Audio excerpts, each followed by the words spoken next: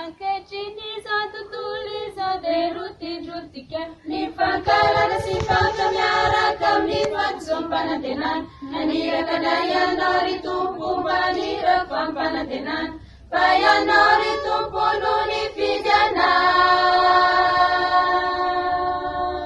eo ampelantanana fitaovana mampitany fahasoavana mitondra ny fitiavana. Faly miarabantsika rehetra manaraka izao fandarana manokana izao. Araka nefa fantatsika moa ny volana Mey dia volana natokany fiangonana itodiana bebe kokoa amin'ny masina Maria. Maro moa ny fisehoana nataony izay samy manana ny mampiavaka azy avokoa izy ireo. Dia anisan'izany ity ho aseho antsika ity dia ny fisehoan'ny masina Maria Notre Dame de Guadeloupe izay niseho tany Meksika. Dia masera telo miravavy no hitondra izany fitantarana izany amintsika androany. Dia ho sœur Tatela, sœur Lalaina ary sœur Sambatra avy amin'ny fikambana masera Guadeloupaine de la Salle.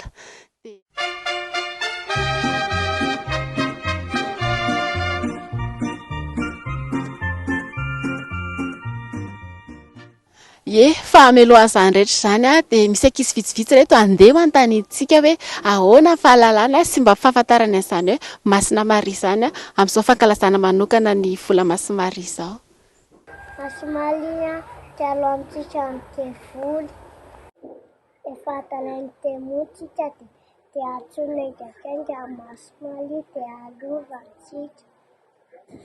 Fahafantarako masina Maria izy ren'i Jesoa, izany hoe ren'i Jesoa niteraka anazy sy nitaiza anazy. Dia fahafantarako anazy koa izy mpampitatatra ny demony, izany hoe rehefa misy demony tady amikilika ianao eny ampanaovana zavatra dia miantso anazy dia tonga dia teo ilay izy tonga dia lasa concentré ianao izany, lasa mifantoka amin'ny zavatra atao. Dia izy koa manampy tambo malahelo, izany hoe rehefa malahelo ianao dia mba mivavaka miaraka aminy dia avy eo rehefa avy mivavaka nareo dia mba mifalifaly izany ianao mba mifampifantoka kokoa amin'ny zavatra tokony ataonao, falifaly foana, falifaly lalandava. Dia izay. Masina Maria rehefa malatsika dia atsoa Masina Maria dia manasitrana antsika. Mama Jesoa. Masina Maria reny tsy mba manary na mora na misarotra. Na inona ady atrehana rehefa miantso anazy dia matetika tena matetika malivavaka izy na dia tsy mino arany dia ankafizo ary.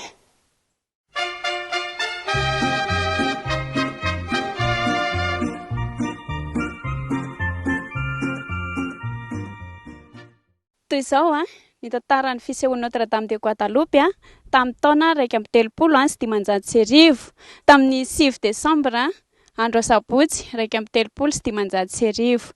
Nisy lehilahy teratany anankiray 17 taona Juan Diego ny anarany. Teratany Azteka izy tany Meksika dia andeha hamonjy fampianaram-pinoana izy.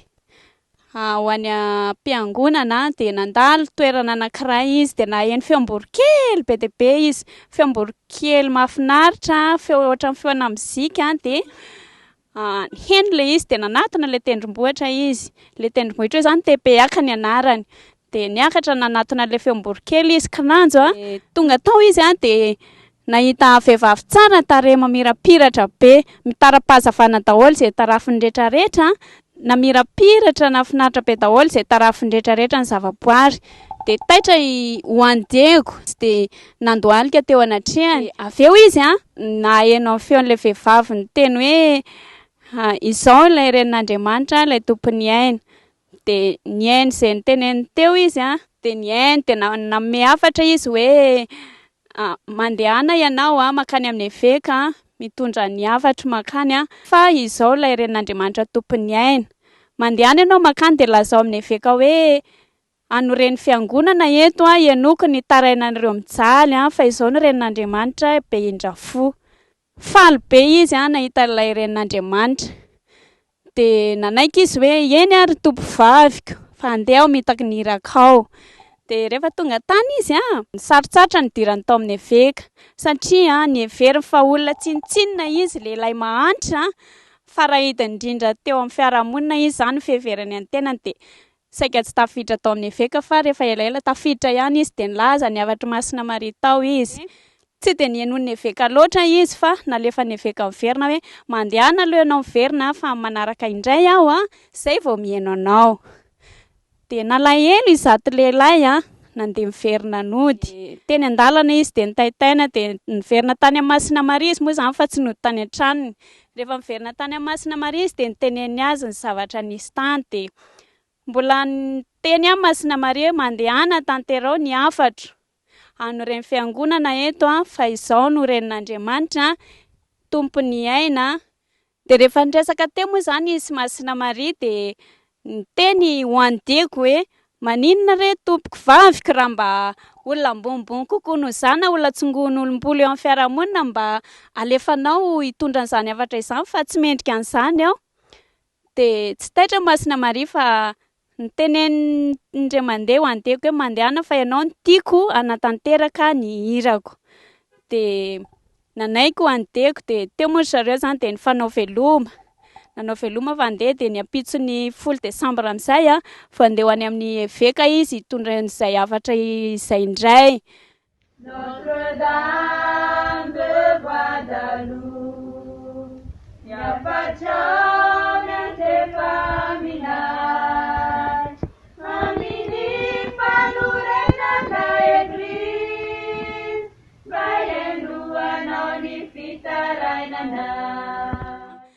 Rehefa nirava ny fotoam-pivavahana tamin'ny 10 maraina de nandeha nakany amin'ny Eveka ho andeko nilaza n'ilay hafatra fanondroany ny nanirahany Masina Maria azy. Rehefa tao de nihaino azy ny Eveka fa nangataka famantarana izy de novaliany andeko hoe inona ary famantarana tianao entiko aty sy angatay anao. De tsy nisalasala moa ny Eveka fa rehefa famantarana manambara fa niseho taminao Masina Maria renin'Andriamanitra de tsy maninona. Rehefa avy niresaka tamin'ny Eveka tao ho andeko de andeha hamonjy any Masina Maria any amin'ilay avoan'ny Tepeaka fa rehefa andeha iny izy de naniraka olona ny Eveka hanaraka azy hitsongodia azy hoe inona marina ny zavatra ataony any.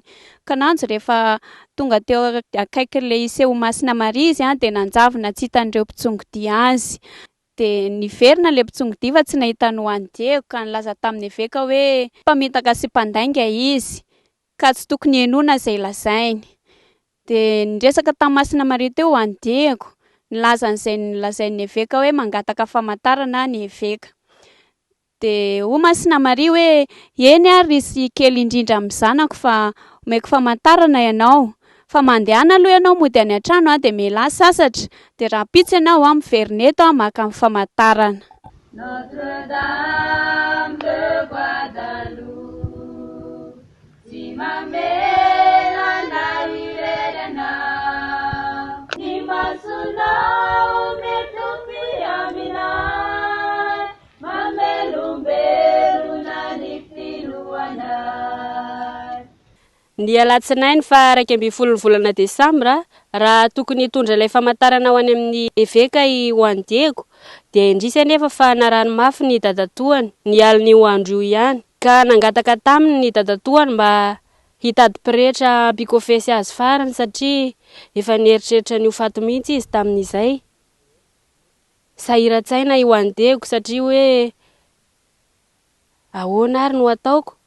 Andeha hitady pretra ampikofesy farany an-dadatoa sa hitondra ilay famantarana ho any amin'ny Eveka. Resy lahatra ary ho andeko fa iainga vao mangiran-dratsy ka andeha hitady pretra aloha mba hikofesy an-dadatoany farany. Rehefa niainga vao mangiran-dratsy iny ho andeko dia tao an-tsainy hoe hivily lalana satria raha eto amin'ity toerana izay fandehanako ity ihaona amin'ilay mpanjaka vavilanitra dia ho tanany eto aho ka ampitondrainy ilay famantarana ho any amin'ny Eveka kanefa hitadatoa ty marary mafy mila mitady pretra hanomana ny fanahiny.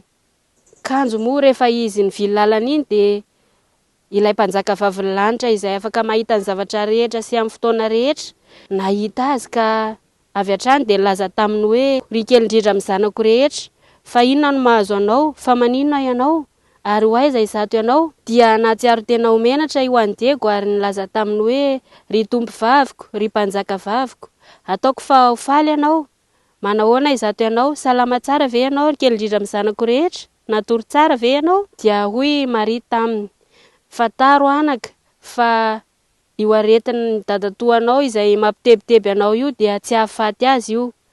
Ary tamin'ny fotoana izay nitenenan'ilay mpanjaka vavilanitra izay hoe tsy hahafatin'ny dadatoany io aretina io moa dia niseho ihany koa izy tany amin'ny ilay dadatoany izay narary mafy ka nanasitrana azy. Ary tany no nilazan'ny Masina Maria Notre Dame de Guadeloupe ny anarany hoe Kaoaty la Soupe, izany hoe ilay manitsaka ny lohan'ny bibilava. Izay no nambarany tamin'ny dadatoany ary niala tao aminy aretina. Ka rehefa sitrana moa i dadatoany no ny fanasitranan'ilay mpanjaka vavilanitra izay nandalo tao aminy, izy teo ambony fandriana izay ao anatin'ny aretina iny, dia hoy dadatoany taminy hoe fa iza ary ny vehivavy izay namirapiratra hazavana, nilaza tamiko hoe Kaoaty la Soupe iny, ary niaraka tamin'izay dia niala tamiko ny aretina. Notre-Dame de Guadeloupe, Renina Iana. Notre-Dame de Guadeloupe, mivavahoanay. Ary nitoy indray ny resaky Masina Maria sy ho any Diego, ka hoy ho any Diego tamin'ny ilay mpanjaka vavilanitra, noho izany teny mahavelo-panantenana ataonao izany ry zanako kely indrindra, ry mpanjaka vaviko, dia voninahary aho hitondra ilay famantarana ho any amin'ny eveka, koa inona ary no famantarana izay omenao ahy hoentiko any amin'ny eveka? Dia hoy ilay mpanjaka vavilanitra taminy, ry kely indrindra amin'ny zanako, mandehana ianao miverina any amin'ilay toerana izay nahitanao ahy voalohany, ka rehefa tonga ao an-tampokavoanao ianao dia ahita karazana raozy isan-karazany, dia maka amin'ireo ka ento amin'ny lambanao izany, dia miverena eto indray. Dia lasa ary ho any Diego naka ireo famantarana.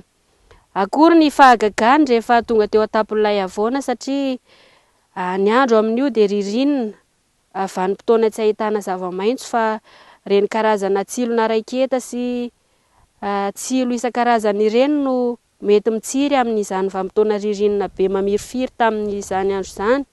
Ka rehefa tonga tao io any Diego dia nahita ireto karazany raozy manitra sy raozy velona mahafinaritra, dia naka tamin'ireo izy ary nentiny tamin'ilay lambany, nentiny teo amin'ilay mpanjaka vavilanitra izay naniraka azy ireo karazana raozy ireo, ary noraisin'ilay mpanjaka vavilanitra tamin'ny tanany ka hoy izy hoe ireto anaka no famantarana hoentinao any amin'ny eveka, ary ambarao aminy amin'ny alalan'ireo karazana raozy ireo ny faniriko, dia ny hanorenana tempolo ahy fiangonana amin'ity toerana izay ahitanao ahy ity. Koa mandehana ary tanterao izany irako izany, ry kely indrindra amin'ny zanako rehetra, dia tsarovy fa tsy hoveriny izay tsy hanome valisoa anao aho, satria onerako fisasaranao sy ny faharerahanao noho ny fanatanteranao ny irako. Koa mandehana ary tanterao izany, ry kely indrindra amin'ny zanako. Notre-Dame de Guadeloupe, Renina Iana. Ny talata 12 volana Desambra dia niainga ho any Diego hitondra ilay famantarana ho any amin'ny lapan'ny eveka. Rehefa tonga teo amin'ny lapan'ny eveka moa ho any Diego dia niandry elaela teo izy noho ny fahatezenan'ireto mpiambina izay efa nahita azy nivezivezy matetika tany amin'ny lapan'ny eveka, ka hoy ireo mpiambina taminy hoe ity indray ilay lehilahy izay manelingelina sy tonga matetika aty, fa inona foana ny hatongavany io aty? Ka niangavy io any Diego tamin'izy ireo hoe miangavy indrindra re tompoko mba hitadin'ny eveka re, mba iaona amin'ny eveka re fa zava-dehibe tokoa no ilaina azy, ny eveka mihitsy no tadiavo. Ny fampisotoman'ireo mpiambina ny aron'akanjo ny ho an'ny Diego izay nitondran'ireo karazana raozy ka nisy sendra nitranga ireo raozy izay nentiny ho an'ny Diego tao anatin'ny lambany. Ka gaga izy ireo satria toa fofona raozy mamerovero no henony, kanefa ny fahitany azy nipetaka teo amin'ilay lamba dia toy ireny petakofehy izay namboarina ireny. Tamin'izay fotoana dia gaga ireto mpiambina ireto ka niteny tamin'ireo namany hoe andana tadiavo ny veka fa zavatra mahagaga sy hafahafa ity entin'ity olona ity hozy izy, ka lasa nandeha nijery ny eveka ireo mpiambina. Rehefa laza tamin'ny eveka moa izy ireo dia avy hatrany dia hoy ny eveka hoe izay angamba ilay famantarana fa hampandrosoa izy. Ary rehefa nandroso tao amin'ny lapan'ny eveka ho an'ny Diego andohalika teo anatrehan'ny eveka izy, laza hoe notanterahiko monseigneur izay rehetra nanirahanao ahy, dia ny fangatahanao ny famantarana mba hinonao fa ilay mpanjaka vavilanitra tokoa no maniraka ahy, koa nanatanteraka izany fanarinao izany aho ary nanaiky ilay mpanjaka vavilanitra fa hitondra famantarana ao aty aminao mba hinonao sy tsy salasalanao fa izy tokoa no maniraka ahy.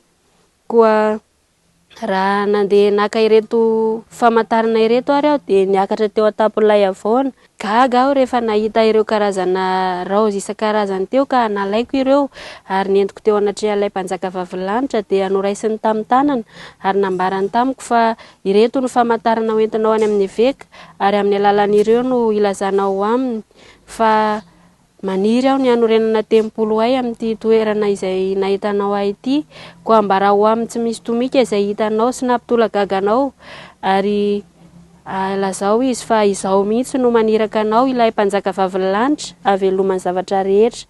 Notre-Dame de Guadeloupe, mi baba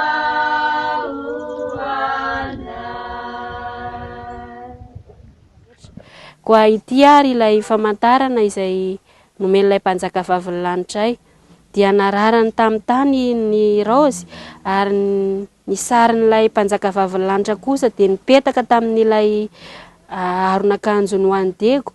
Dia nalahelo ny eveka nitomany ary niondrika teo anatrehan'ny ho an'ny Diego nahita ilay sarin'ilay mpanjaka vavilanitra izay niseho teo amin'ny aron'akanjo ho an'ny Diego.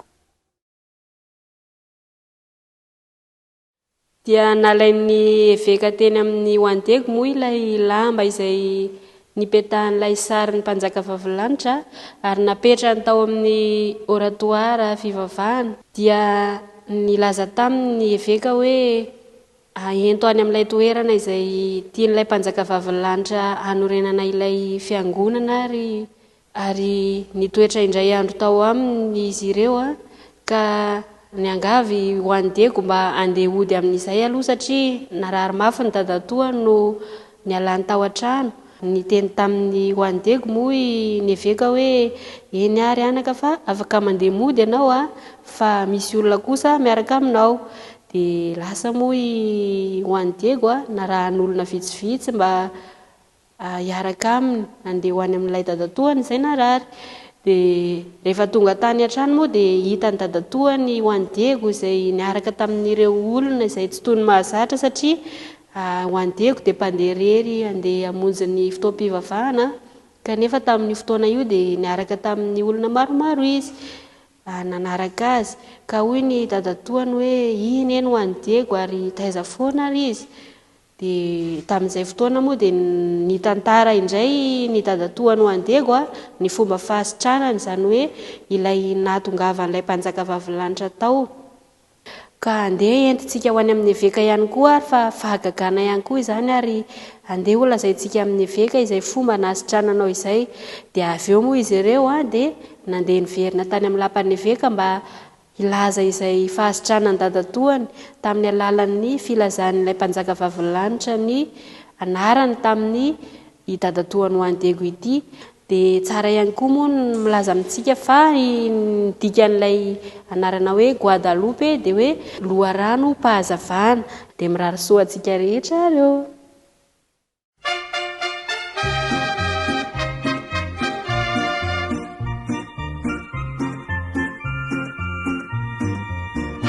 Anisan'ny mampiavaka an'ity Masina Maria Notre-Dame de Guadeloupe ity ihany koa ny fiezany nanara-bolotany. Dia izay fanaraham-bolotany nataon'izay dia niseho tamin'ny endriky ny fitafiny sy ny fomba fisehony. Ny mponina Aztèque moa tamin'izany fotoana izany dia mbola tsy nahay nanoratra fa amin'ny alalan'ny kisarisary no entindry ireo mampita hafatra. Dia izay no nentin'i Masina Maria amin'ny akanjony. Dia andeha ho jerentsika ary izany famantarana izany. Ao amin'ny lamosiny hitantsika misy tara-masoandro izay miisa 730. Sasany mitsangana ary ny sasany mitsivalana. Misy 12 ao ankavanana ary 17 ao ankavia.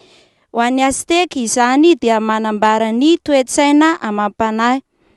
Dia hitantsika amin'ny akanjon'ny Masina Maria ihany koa ny kintana izay miisa 720. 12 amin'ny ankavanana dia 420 amin'ny ankavia. Ireo sary kintana ireo rehefa ampifandraisina isaky ny 4 dia azahoana mariky ny La Croix. Dia hitantsika amin'ny sary eto ihany koa ny mason'ny Masina Maria izay somary miondrika mijery miankavanana. Ary maro no nanao fanadihadiana momba an'ity sarin'ny Masina Maria Notre-Dame de Guadeloupe ity. Ka rehefa noadihadiana ny momba ny masony dia rehefa apetraka ny appareil hijerena masony eo amin'ny 4 milimetatra dia akipy ny masony. Noho izany manambara fa tena olona velona i Masina Maria. Ary manamafy an'izany ihany koa moa ny mari-panany rehefa nojerena ny température dia misy 17 degré. Anisan'ny mampiavaka an'ity sary ihany koa izay matetika heverin'ny olona fa misy demony amin'ny tongony. Dia ito izany ambara amintsika fa ity maintimainty eto amin'ny tongony ity dia ny volana izay itsahany ny iray apahefany. Volana mainty izay manambara fa manitsaka ny ratsy izy. Hatramin'izay ny sarin'ny Masina Maria hitantsika dia Masina Maria manitsaka ny bibilava. Fa eto kosa sarina volana no itsahany satria io no notopoin'ireo Aztèque tamin'izy mbola tsy nahafantatra ny momba an'Andriamanitra. Ety amin'ny farany ambany ihany koa hitantsika misy sarina anjely. Anjely io fa tsy demony. Io sarina anjely io tsy itsahany fa somary eo alohany dia mitazona ny akanjony izay manambara fa mponiny lanitra i Masina Maria. Dia hitantsika ihany koa ny tanany mitambatra. Rehefa natao moa ny fanadihadiana dia tsy mitovy io tanany io fa ny ilany somary fotsifotsy dia ny ilany somary maintimainty izay manambatra foko anankiroa samihafa dia ny Meksikana sy ny Espagnol izay nisy olana teo amin'izy ireo taloha. Ka io tanany mitambatra io dia manambara fahariana vaovao.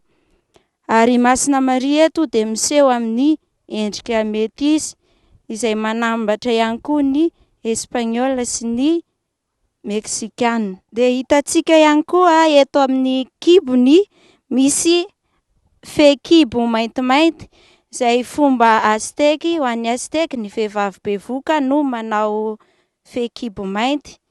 Dia manambara izany io fa bevoka i Masina Maria. Dia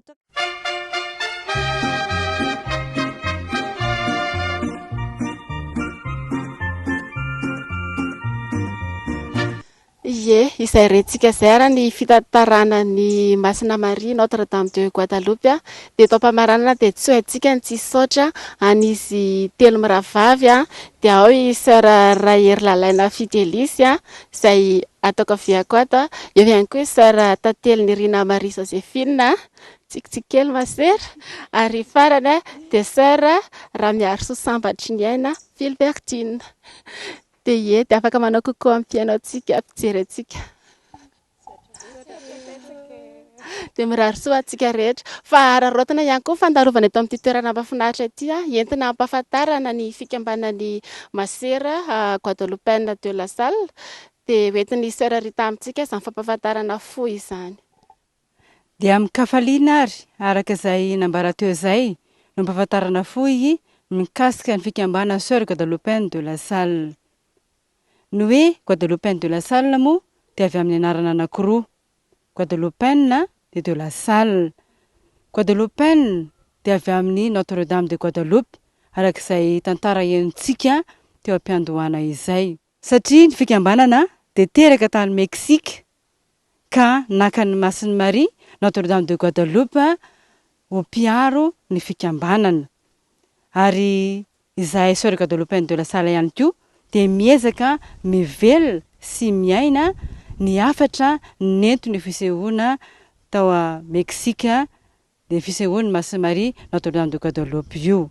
Ary ihany koa miezaka mampafantatra mikasika ny fisehoana io izay Sœur Guadeloupienne de la Salle. Ny hoe de la Salle kosa dia avy amin'ny Masindahy Jean-Baptiste de la Salle. Satria ny fikambanana dia ny foron'ny frère anankiray, frère des écoles chrétiennes, izay nivelona tanteraka ny lovam-panahy avy amin'ny Masindahy Jean-Baptiste de la Salle. Ka izahay Sœur Guadeloupienne de la Salle ihany koa dia nomeny manontolo anay izay lovam-panahy avy amin'ny Masindahy Jean-Baptiste de la Salle izay, dia ny hoe esprit de foi et de zèle, izay adika hoe ny finoana sy ny hafanampo apostolika. Ao anatin'ny église moa ny fikambanana tsirairay avy dia manana ny hiraka izay tontosainy ao anatin'ny église. Ka ho anay Sœur Guadeloupienne de la Salle dia ny fanabeazana ny ankizy sy ny tanora indrindra fa ny mahantra no katroanay ao anatin'ny église, satria izay tokoa no sitraky Masindahy Jean-Baptiste de la Salle ivelomany lasalianina rehetra. Ka eto Madagasikara ary dia diocèse enina no katroanay. Dia ny voalohany sady ahitana ny foibe no ahitana ny postulat sy ny scolastika dia eto Soavimbahoaka diocèse Antananarivo. Manarak'izay diocèse ny Toamasina, diocèse ny Fianaratsoa, ao Antsirabe no ahitana ny novisianay. Amin'ny diocèse Mianarivo ahitana ankohonam-piainana anankitelo, ary ny farany dia ny diocèse ny Tsoromimandidy no katroandrimasera any Ambomiarina. Zay arany tianay ambara fohy mikasika ny Sœur Guadeloupienne de la Salle, fa mahafalanay tokoa raha mbola telina ianareo afantara bebe koa mikasika Notre-Dame de Guadeloupe sy mikasika ny fikambanana Sœur Guadeloupienne de la Salle, dia afaka manantona amin'ireo diocèse misy sy ny toerana misy anay ireo, ary indrindra ny foibe eto Antananarivo, Soavimbahoaka. Mankasitraka indrindra ny tompoko amin'ny farahitanareo ny ananay hatramin'ny farany.